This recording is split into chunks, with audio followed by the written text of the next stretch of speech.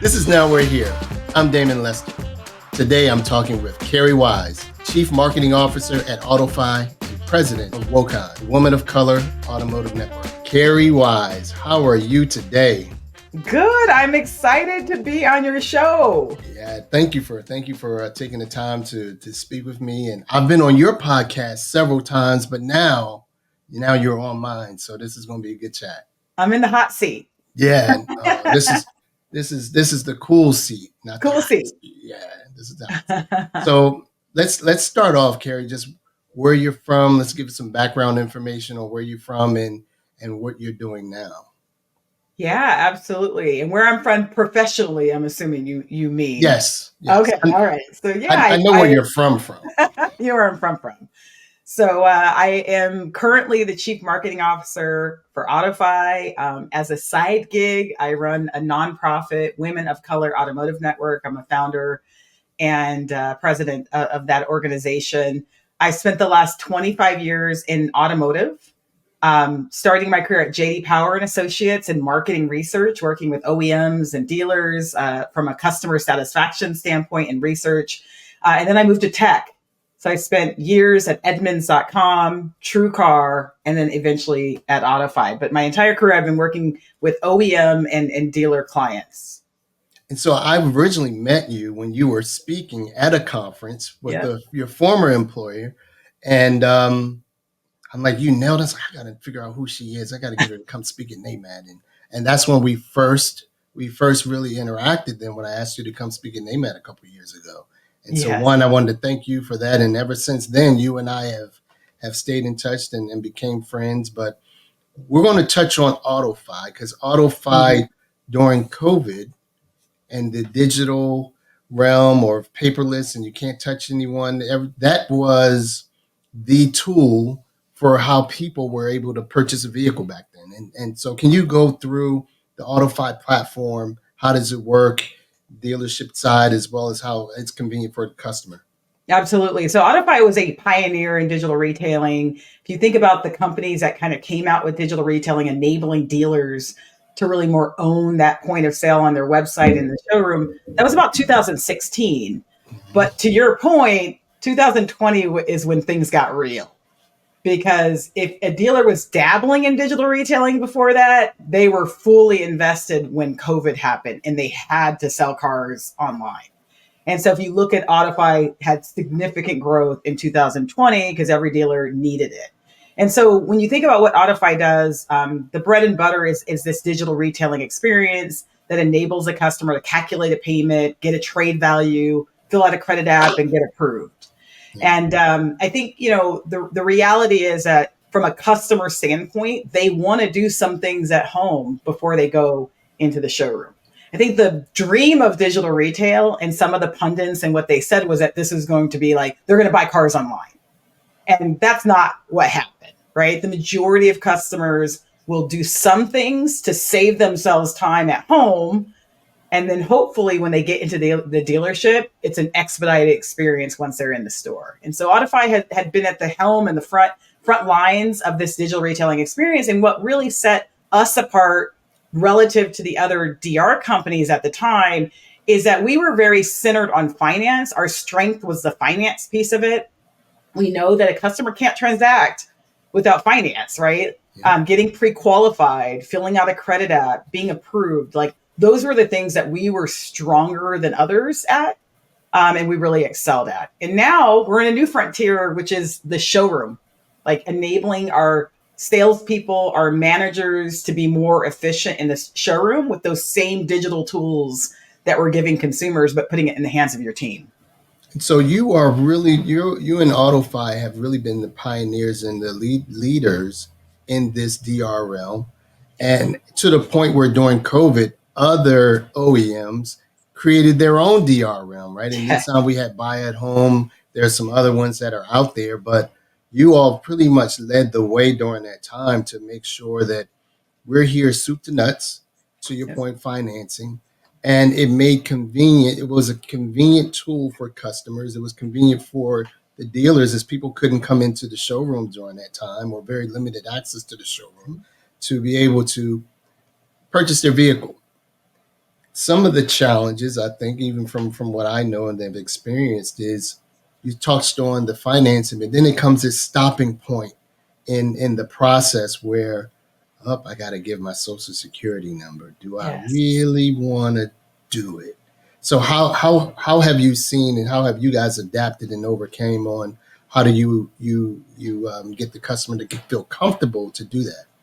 Yeah, I mean, trust is everything. And to me, I always say when I speak at conferences, I think trust is the elephant in the showroom because it's a hard thing to grapple with. And even when I say this, I don't want to come off negative, but I think as an industry, we have to be honest with ourselves that customers come in there and they fight with us, and they're not fighting with us just to fight. They're usually fighting with us because maybe they got screwed over in a past experience from another dealer, and so they're on guard. And so to me, the dealers that can overcome that trust and bridge that gap are going to win. And I think digital retailing is one aspect of that. You mentioned getting a customer to give you their social security. That's a good example. And there are tactics to help in that experience. For us, for example, in our credit application, we don't ask the social security first. A lot of credit applications, like the first thing they ask is all the intrusive information of give it to me first. We actually warm the customer up and ask these other non-intrusive questions. And then the very last step is giving the social security number. And we find that our conversion, our credit app conversion in terms of completion, not only do we get more credit apps than most other DR providers, but they actually finish the credit app. Because your tool does provide the negotiability by way of chat or text or however the customer feels comfortable with talking to the salesperson or that contact. How are you now gravitating or adapting to this? Now I want to come back in, and now I want to touch, I want to feel, I want to be able to really grind that salesperson because I know I can get the best deal. How does AutoFi now transition or add to? You talked about the showroom tool. Yeah. How does that now gravitate into the showroom? Yeah, and so let's like take a step back and look at the industry and the challenges that persist. So you've been in the industry for a long time. I have been in the industry a long time, and dealers have invested so much in technology and in their sales process and online, right? I would say 90% of dealers would say they have digital retailing of some kind, a trade tool or ability to calculate a payment. But when you look at the time it takes to buy a car, in 2018, I think the Cox study said it took 3 hours to buy a car. It is only improved by 15 minutes in their latest study. 5 years later, we've improved how long it takes to buy a car from beginning to end by it still takes almost 3 hours. And so with all this technology that we've invested in, we really haven't shortened. The whole promise was everything was going to be more efficient and shorter. The other thing is that we're not getting a lot of productivity out of our people still. So if you look at NADA, I think 10 years ago, the average new car salesperson sold 9 cars. It's still 9 new cars per month. So the promise of digital was that we're going to get all this productivity and time savings, and we're not seeing it. And you know why? It's because we may have a widget on our site, but we have not changed our philosophy in terms of the showroom. And so you still see a lot of back and forth to the desk to just get a first pencil out. I toured the nation this summer, meeting with dealers, and I would ask this question: on a busy Saturday, how long does it take to get a first pencil out to a customer? Outside of the 2 dealers that lied to me and said 5 minutes, the average dealer said 15 minutes or more to get a first pencil out on a busy Saturday. Wow. On a busy Saturday when everything gets real and a lot of customers are coming in. That's why, because we have a couple people working that desk, and you have salespeople that are looking to get numbers, and they have to wait for their manager to give them the numbers. And so, to answer your question, the showroom is really where we should have started. It really wasn't the widget on the site outside of the COVID era. It was, how do we enable our people with technology? Because the rubber is going to ultimately hit the road in the showroom. Most people are not going to buy online. We think it's less than 5%. Right. 95 are going to start there and come in or just walk in from some other source like a third party website. And so what we're trying to do is enable our desk to empower their teams with numbers. For example, that first pencil, set it up in AutoFi desking, and give that salesperson the thumbs up when they get back from the test drive that the deal is set up and that they don't have to stop by the desk. They can go immediately to their salesperson desk and start working the numbers. Right. The back and forth, we see a lot of, like, if a customer says, well, what if I finance? Well, what if I put $5,000 down? Well, what if I want to go from 60 months to 72 months? These are pretty simple questions that the salesperson has to go back and forth to the desk to. So what our technology does is it actually builds in those scenarios, once again, from the manager, to enable that salesperson to answer those simple questions. Not a discount on the price. You still need the manager for that. But in terms of playing around with terms, playing around with down payment, the salesperson doesn't have to leave that customer and go back and forth to the desk. And the last thing that our showroom solution solves for is lenders. So we know that a lot of times a sales manager is having to make decisions on where I send this customer from a lending standpoint, right? And a lot of times we're either going by our gut, we're going by our favorite lender, what worked 2 months ago, but we know that the lender's policies change every single month. And so what lenders were great for you 3 months ago are going to change this month. The beauty of AutoFi is we work with all the banks. We know their lender policies. We know what they're going to accept or not accept, or approve and not approve. And so what we end up doing is building that algorithm to say, okay, if the credit score is above this, send it to these 3 banks. That's who's going to approve. And so we work with every dealer to come up with that algorithm and to automate some of the decisions that we're relying on managers to make on a 1-by-1 deal. Right. All of that expedites the experience. And that is where the rubber hits the road. It's not the widget on the site. It's what happens in the showroom. So let me, the prime perfect candidate by way of sales and management. Yeah. A seasoned salesperson or a seasoned manager may not be as open to wanting to learn something new, learn a technology, whereas, and I've seen it even here at my store, you know what? I know what they want. I know that bank. Yep. I don't need a system. I can just pick up the phone and call so-and-so because they're there. What's the prime candidate for AutoFi who is more apt to wanting to use the software because they want to versus they have to? So it's interesting you say that. We don't have a type in terms of store. Let's talk about the store and then let's talk about people. In terms of the store, a lot of times people think we only work with one person, one price stores, right? Like the store where they enable their salesperson to handle things from beginning to end. The reality is most of our stores are traditional, meaning they have an F&I department. They are looking to make a lot of profit F&I wise. They think of our showroom solution as, if I can get that salesperson to lock in that deal faster, if I can get numbers out to a customer without them waiting for 15 or 20 minutes, right, they're going to be more likely to say yes. If I cannot leave the customer 4 times where their trust starts to question, what are they doing at that desk? Maybe I should leave. Maybe I should call my brother. Maybe I should go to a third-party website and start shopping. They are going to close deals faster, which means it's going to get into F&I quicker. And that customer is going to be more likely to be open to buying F&I products. And we see that. Like, you see the profit is higher when they're using AutoFi versus not. So it doesn't matter the type of store. When you talk about the person, whether it's kind of like your OG versus your green pea, salesperson or manager, you're right. There can be resistance when it is somebody who's been in the business a long time. And that's why a lot of times when dealers are deciding on signing up for AutoFi, it is a top-down decision.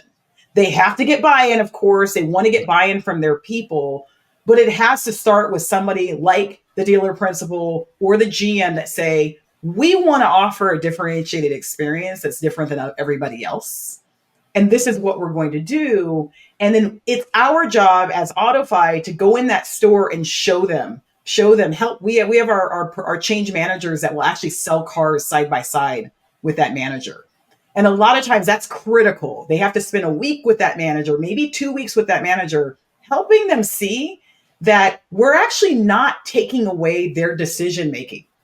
They're still very much empowered to override things, to jump in, to set boundaries that say, look, if the credit score is below this, I don't want AutoFi to make a decision. That's me, right? And so I think what we're trying to do is automate the decisions that they would naturally make so that the easy deals can go through AutoFi quickly, and then they can spend more time on the challenging deals. And that's really what we spend time. And it's usually pretty easy to get them there once you start selling side by side. Once they start seeing like, whoa, that works.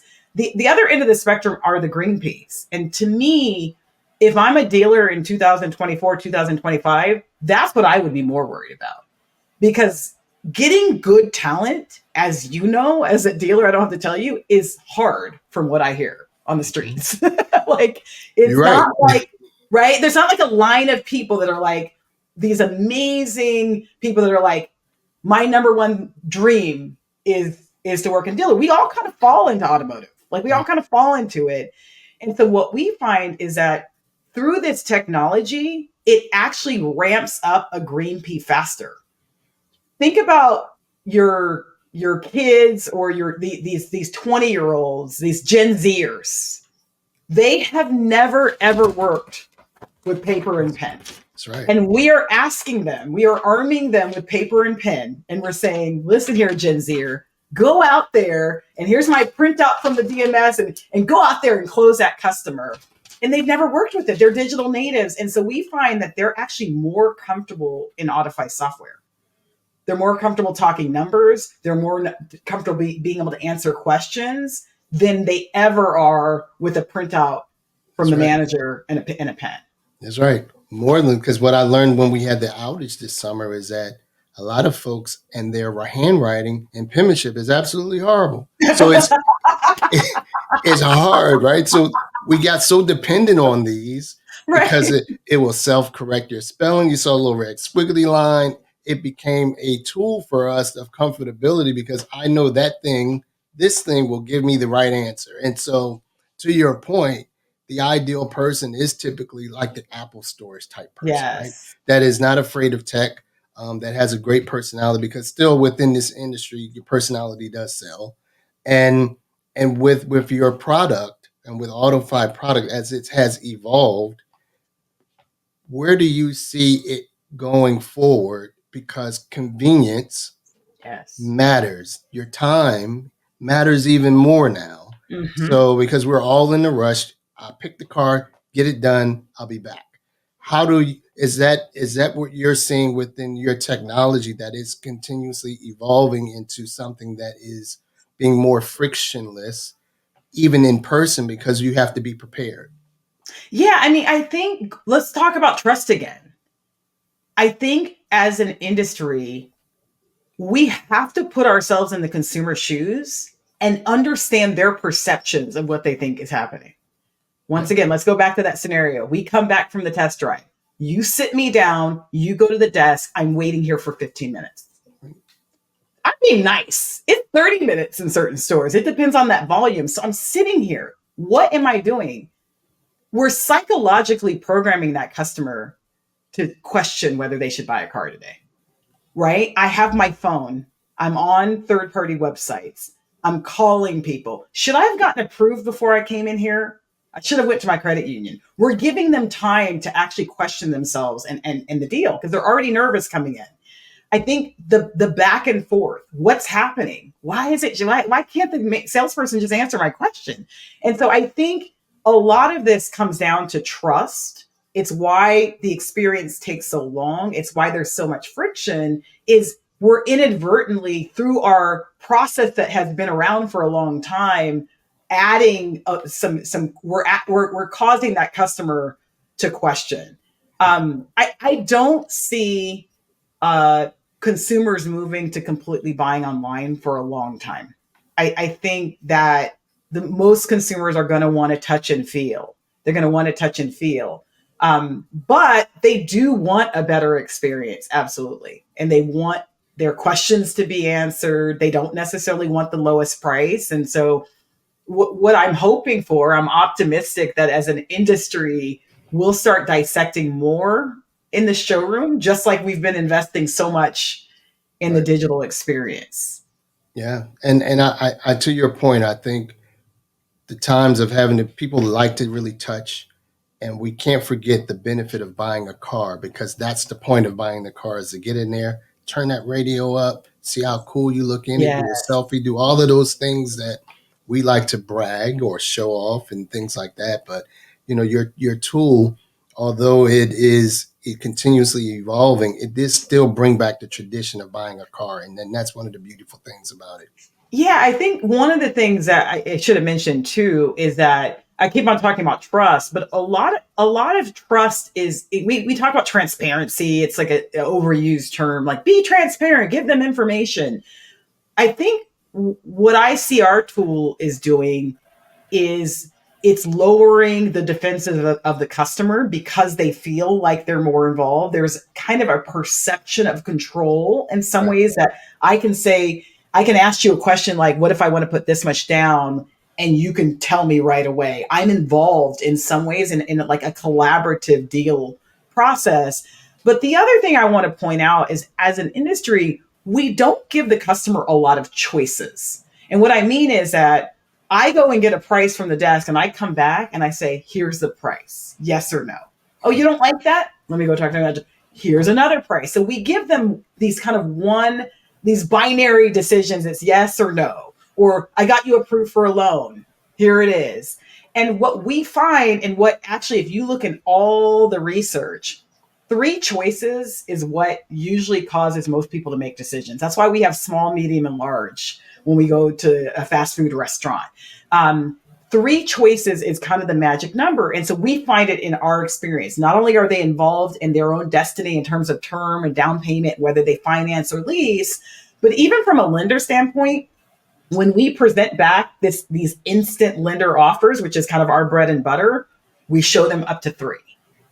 And we find that a customer oftentimes comes in ready to fight. They're like, you know what? I'm not paying any more than 5% interest. The last time I bought a car 10 years ago, it was 5%. And now we're putting your salesperson, your managers in a bind, because they have to now explain to a customer that's already not trusting them that this is the best rate.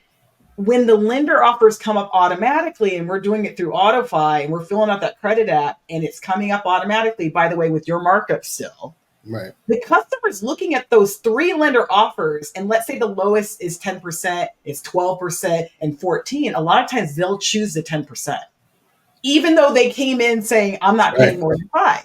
Why? Because they have validation that, the market is 10% enough. That's so true. And you've given the power back to the customer, because there's not this anxiety that now I can see it instantly. They're not trying to get pull one over my eyes and make me feel like I'm taking a bad deal or my only deal. But now that I see here are my choices, I'm in control of making that decision versus you directing me. And so and I think what we say is, hey, let's fill out a credit app together right now, customer.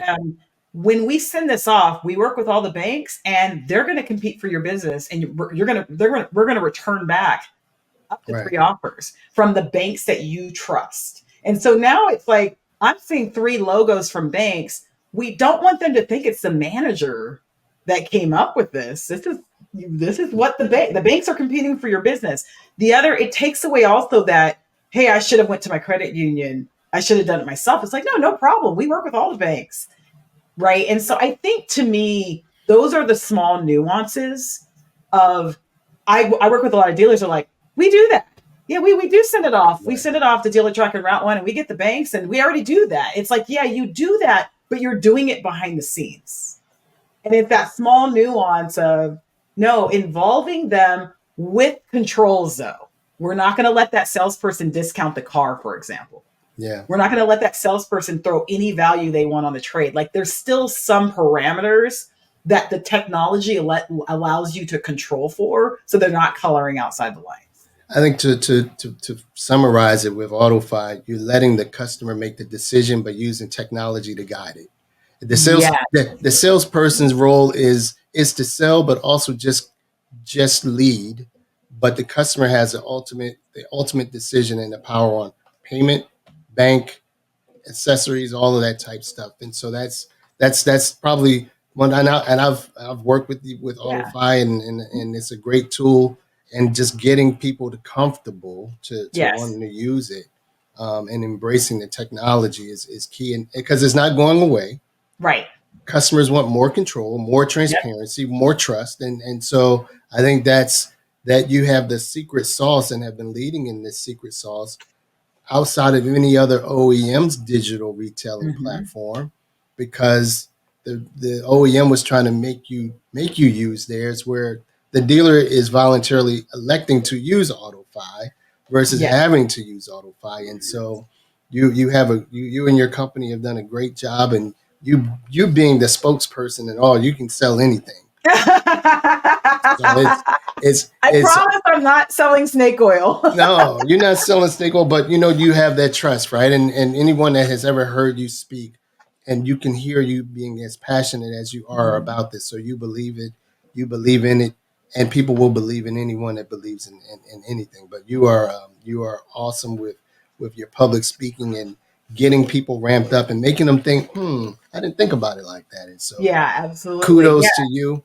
thank on you. being able to do that. I want to switch real quick to WOCAN. Can you just go over? You're one of the founders of this awesome organization that I'm going to call myself an honorary member. Yes. And just if you want to just touch on WOCAN and what it is and what you all do, and how to be a part. Absolutely. So I think WOCAN, Women of Color Automotive Network, we started in 2020.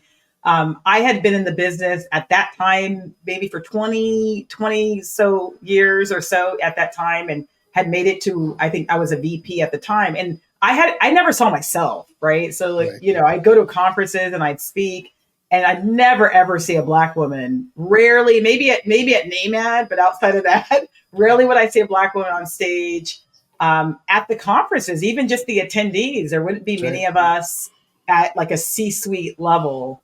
And I realized that, I was hoping to find women, powerful women like me, that were in this business. And so we started WOCAN for ourselves. Amanda Gordon owns Gojo Auto, an independent store in Denver, Colorado. Patrice Banks is the CEO of Girls Auto Clinic, a service repair facility in Philadelphia. And Erica Wells is a GM of Walzer Automotive Group. And so all of us started it for ourselves, hoping to find other women of color. We're only 6% of the industry, even though we're 18 to 20% of consumers. And so we started the organization in 2020, and we had 40 women show up for our first virtual event. And all of a sudden it was like, whoa, we do exist, even though we're not represented very well. And then we just continued, having these virtual events. And so we're all about inspiration and making sure that women of color can see other women of color who've made it within their sector at a very high level. So we have events, virtual events all the time, scholarships, so that we can fund training and resources that help these women elevate in their career. And then eventually we'll get to attracting that next generation. How do we Right. get more 12-year-olds to choose automotive as a profession? Yeah. And so we have 1,000 members now in the industry, and we're just trying to get their visibility out there and give them a group that they can talk to and network with that understands their unique journey. And you all have been a great partner of NAMAD. Yes, you have been And I will fantastic. say, and we are locked in arms, and we Yes, support each other from NAMAD to WOCAN, WOCAN to NAMAD. And I wanted to thank you for that partnership, because you had to trust me when I said, hey, just trust me, come on and let's go to the conference and have you be a part of the NAMAD family. You have your own event within the association's yes. conference, and it has definitely gone over well. And you have done some amazing things, but what you've been able to give exposure and access and opportunity to all of your membership. And so from your Yeah, Zooms that you've done, you have nailed it from soup to nuts. And I want to publicly thank you for creating it, and shout out to Amanda and Erica and Patrice. Yeah, Patrice. But you have done some great trailblazing things, and I'm hope that I continue to be a part of your family just as much as you are a part of NAMAD. So I want to thank you. Listen, you, NAMAD, and you personally have helped us take it to the next level. When you came to me and said, hey, you should have your event at NAMAD, like, I wasn't dreaming that big. This is a part-time thing for us. We all have our own full-time jobs. And so having an event felt daunting. And so to be able to do it in a safe environment like NAMAD, you guys know what you're doing when it comes to event, and embed that within your conference, was the perfect marriage. Like, it was the perfect marriage. I think for us, we probably drew some women to NAMAD that had not been to NAMAD before. And then our women have been able to enjoy NAMAD and the speakers and the amazing parties and events and the networking. And so it's been a perfect marriage. I mean, we had 120 women in person at the last event and so, yeah, I mean, we want to continue it. And we're so appreciative of you, of NAMAD, and really of our corporate sponsors, because that's how we're able to fund this is by sponsors within the industry. Yeah. Well, I want to thank you again. Thank you for taking the time. We have to wrap up now, but yes, Kerri, you are an awesome, amazing woman, and very talented in what you've been able to do, both on the retail side with AutoFi and the other companies that you've worked for in the past, and even what you're doing with WOCAN has just been awesome and tremendous. So you got the sky's the limit. I know you're a hiker. You're doing all these amazing things as an outdoors person now, and it's a pleasure to be able to work with you and actually know you for the past 5-6 years. I think that I've known you, but thank you again. No, I appreciate you, Damon. You're a trailblazer in our industry as well. So it's nice to have people alongside you, that are helping you, and you're absolutely one of those for me. Thanks for listening to this episode of Now We're Here. Make sure you follow the show and share this episode with a friend. Stay tuned for more episodes as we shine spotlights on the leaders who are not just keeping up with the industry, but driving it forward.